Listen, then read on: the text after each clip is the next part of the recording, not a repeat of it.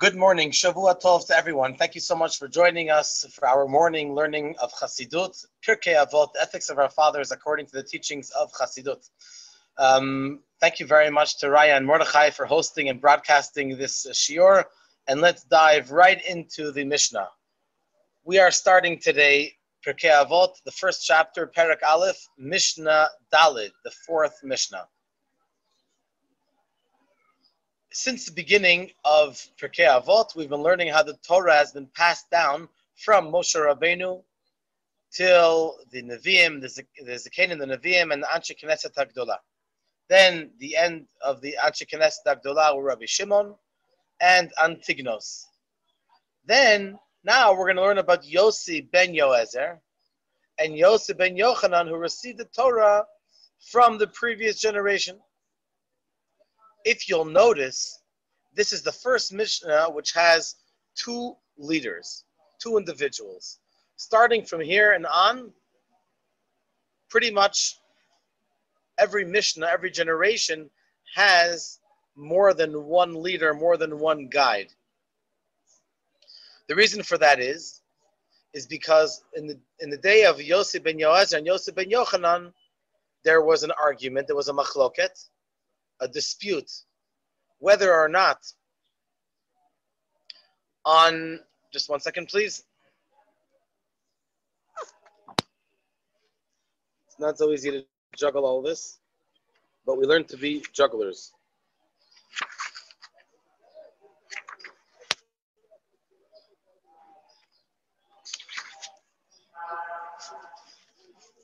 When we bring a korban, an offering in the Beit HaMikdash, part of the service is smicha.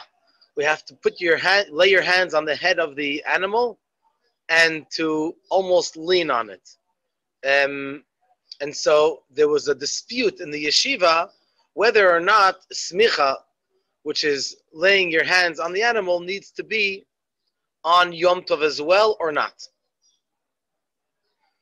Now, by the way, this is where the concept of smicha comes from, of receiving your certification to be a Rav, to be a rabbi, a practicing rabbi, which from generation to generation, the previous generation always, quote unquote, put their hands on the head of the neck of the next rabbi, that they should be able to lead their own congregation for the generation to come. And that's how it's been passed down from generation to generation. I have to say that this is the first shiur after the terrible tragedy, the unspeakable, the unfathomable, the unspeakable tragedy that happened in Miron on Lag BaOmer, right near the resting place of Rabbi Shimon Bar Yochai. And we are taught never to point fingers and to blame. We understand that HaKadosh Baruch Hu runs the world. It was clearly part of his master plan. We don't understand. We will never, I hope we never understand how this could have happened. Definitely before Mashiach's coming. We are not allowed to be able to fathom how that's possible, because if we would understand, then we would not ask for Mashiach properly, but we have to ask for Mashiach from the depths of our hearts. And so, being that this is now in the days of Sfirat HaOmer, we have to try to find a reason how we can perfect and fix the problem of lo na'agu kavod ze bazeh, not being properly respectful of one another. We're not allowed to say that this is the reason for that, because we don't know. We're not Hashem. We don't know Hashem's ways. But what we can say is that there's a very good chance that if we would be extra careful in being respectful of one another, then things like that would not happen. And so it's a little bit, painful to see that the Mishnah that we're learning today is rabbis not getting together. Yosef ben Yoezer and Yosef ben Yochanan. I have to say that they were friends. And also, it's important to note that even before this generation of Yosef ben Yoezer and Yosef ben Yochanan, there were disagreements. But then beforehand there was always a conclusion. They were always able to come to a conclusion and to say that we're all one big happy family and we all do one ruling. But nevertheless, after starting from this generation and on, there were differences of opinion, and that's okay. But we have to keep the shalom. And we find a lot in the Rebbe's teachings how when there were arguments, let's say between the Babylonian Talmud, the Talmud Bavli, and the Talmud Yerushalmi, that we can always find a way to bridge the gap. In this case, they're both saying the same thing. So it's a good thing. Even though they did have arguments, which is fine, disagreements in the meaning of the Torah. Nevertheless, they were able to obviously agree on a number of things, and that's what we're saying now. We're talking now about the three items that Yosef ben Yoez and Yosef ben Yochanan said. So please open up your text to Perek Aleph, Mishna Dalet, chapter 1, Mishna 4, and it begins as follows. Yosef ben Yoezer, Yosef the son of Yoezer, Ish Tzreida, a man from Tzreida, the Yosef ben Yochanan, and Yosef the son of Yochanan, Ish Yerushalayim, a man of Yerushalayim, Kiblu Mehem, they received from them, they received from the previous generation, mainly of the Anshe Knesset Agdola, the men of the Great Assembly, and from Antigonus, of course. Hey Mamru Shlosha Dvarim, they said three things. As we said earlier, that very often there were three things that were recited, 3 points in the Mishnah, and we'll see if we can find a common denominator between these three things on some level.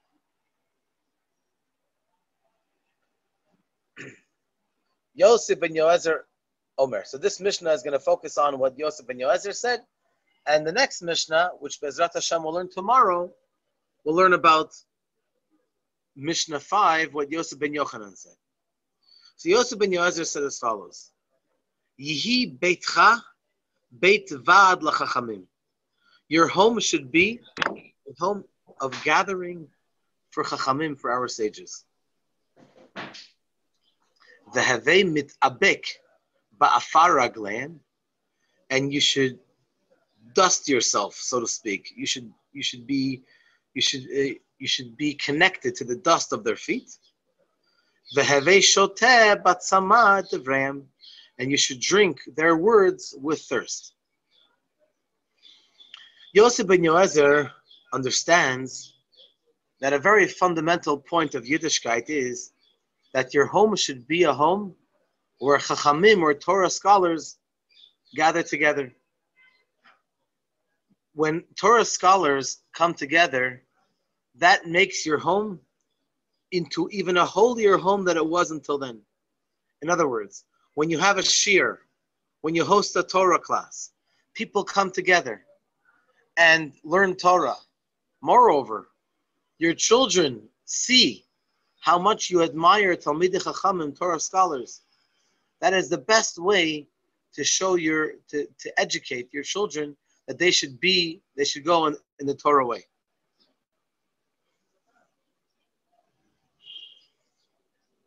Just yesterday, someone called me up and told me that they wanted to check the mezuzot because their daughter had a little accident and she broke her arm.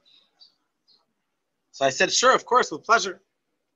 So they brought over the mezuzot to the Chabad office, and we prepared them for being checked. And then they said to me that they would like to do something really special in the home, that the home should be a safer place. So we talked about a number of options. And I said to them, to the parents, I said, I think it would be a very nice idea to have a special Farbrengen or a Torah class at your home. And that your children should invite over their friends, and we can do a nice little program for an hour, an enjoyable program for the children. All of the above are connected to this point of Yihi beitcha beit vad lachachamim. Your home should be a home of gathering for the Torah scholars.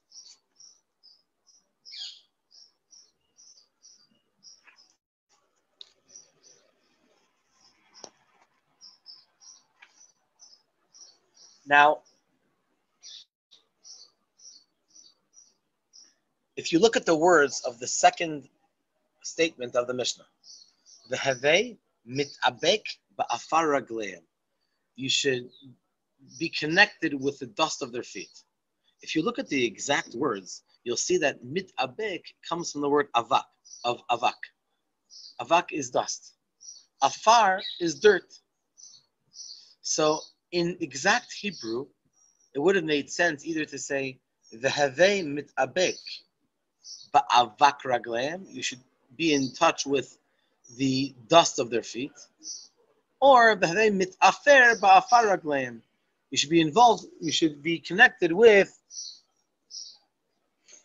You should be connected with the dirt of their feet.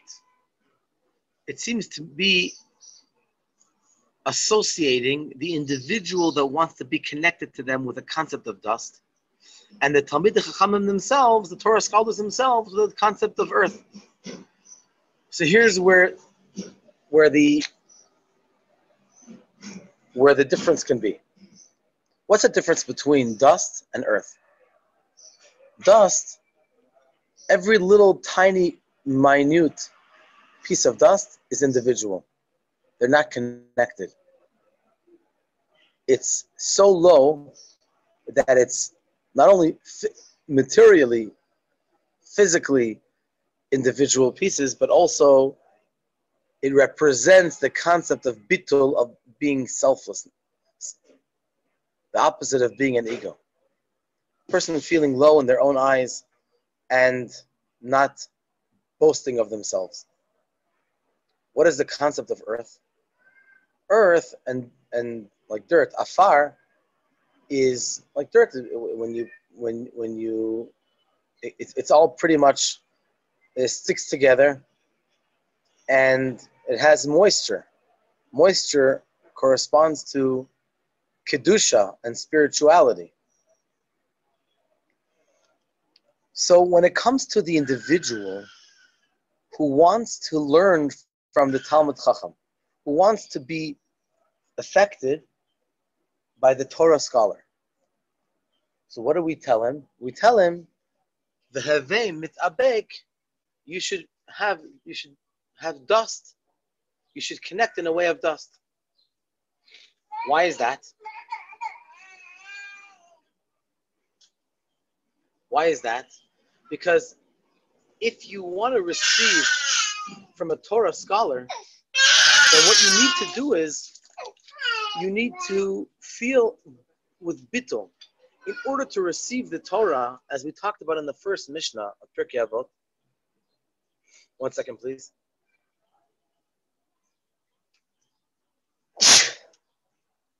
B'vakasha. B'vakasha, if you want to go through, you can go through. I think so. You can go through if you want. Sorry about that. There's a tremendous amount of dust over here. No pun intended. So maybe that's my allergies are flying high right now. Thank you for understanding. So when you talk about the person who wants to learn from the Talmud Chacham, his approach needs to be like bittul, totally, almost nullified, not to pass away, but just to feel humble in his own, by himself, for himself. But then when you talk about the Talmud Chacham itself, he also has to feel with bittul, or else he can't learn Torah. I mean, a very important ingredient of learning Torah is to feel humble. So they are also like afar ragleim, but they are united together. They stick together. And this is something really important for the Talmidei Chachamim, that they need to stick together. And when I was preparing this class, I thought to myself that perhaps this is connected to the whole idea of the pairs. This Mishnah begins with a pair, two rabbis, Yossi ben Yoezer, Yossi ben Yochanan. Yossi ben Yoezer was the Nasi, the prince, the leader of Am Yisrael, and Yossi ben Yochanan was the head of the Beit Din. Excuse me, please. Was the head of the Beit Din in Yerushalayim. So we talk about the beginning of the era of disputes in the Beit Medrash and the yeshiva. So perhaps over here, Yossi ben Yoezer is alluding to the solution. The solution is that we're not just telling the individual how to learn from the Talmud Chacham. We're also telling the Talmud Chacham, the Torah scholar, how he needs to act. That Torah scholars need to be in unison. When we discuss subjects of Torah, we need to be all together. Like it says in the Talmud Kiddushin, it says that even when there's a machloket, even when there's an argument, based on the verse in Parshat Dvarim, it says, Et vahev besufa. So the Talmud learns, it's talking about the map of Eretz Yisrael, but the Talmud learns with a play on words that besufa, at the end, vahev, you should have ahava. So it's okay to have an argument, a dispute in the meaning of a verse, or the meaning of a Mishnah, or the meaning of Tanya, but at the end of the day, we have to have ahavat Yisrael. We have to be completely respectful and fond of one another. Then comes the final word, the final words of the Mishnah. V'havei shoteh batzama et devreim. You should drink with thirst their words. Torah is compared to water, and Torah is compared to wine. Water is the revealed part of the Torah, which is refreshing, amazing, and pleasurable. Then you have the wine. The wine is the sod, is the secret. So we have, that's exactly what happens when a person, drinks wine, that the secrets come out of the individual. The secrets of the individual come out. So therefore, when the Talmid Chacham, when the Torah scholar teaches us Torah, we need to drink their words with thirst. It's important that we exercise our thirst, not like coming to a meal when you're full and you don't have any appetite. That's the same idea as Friday afternoon before Shabbos and before the Seder. We have to come with a good appetite. The same thing is over here. When it comes to learning from the Torah scholars, we need to come with an appetite to learn and to be excited to drink both types of Torah, not both types, both parts of the Torah. It's all one Torah. The water of the Torah, the wine of the Torah, the Havei Shoteh Batzama et Devreim. So he says, the Mishnah says, Yihi Beitcha Beit Vad LaChachamim. Your home should be a home of gathering for Torah scholars. So the Bartanura says, you will for sure learn something positive from the Talmud Chacham. What's the example? He brings a metaphor. When you walk into a store, so either you buy something or you don't buy something. As it's known that some people buy, it's a phrase in Hebrew, some people buy with their eyes. They enjoy just being in the store. But practically, do you go out of the store with something? Not always. Sometimes you find what you're looking for, and sometimes you don't. But if you walk into a store of different wonderful smells and flowers and great scent, then even if you don't buy something, you're going to walk out with a wonderful scent, a wonderful atmosphere and smell from within the store. And the same thing is with the Talmud Chacham. If we are in an environment of a Torah scholar, even if perhaps there's no specific chidush, innovation, new idea that you walk out with, Bezrat Hashem, you will have some kind of the special spirit, the special ruach of the Talmud Chacham. So you will for sure gain something from the Talmud Chacham. And so this is very much connected to the idea of the neshama. The neshama life, ruach, is compared to reach, compared to the idea of smell. The spirit of our neshama is there all the time. But for a regular person, very often it's not so revealed. By a Torah scholar, hopefully, there is something that a person can take from that can take from them, even if it may not be a specific innovation in Torah per se, but some concept, some idea, inspiration. On some level, there's a very, very high chance that a person can bring themselves to receive something from them.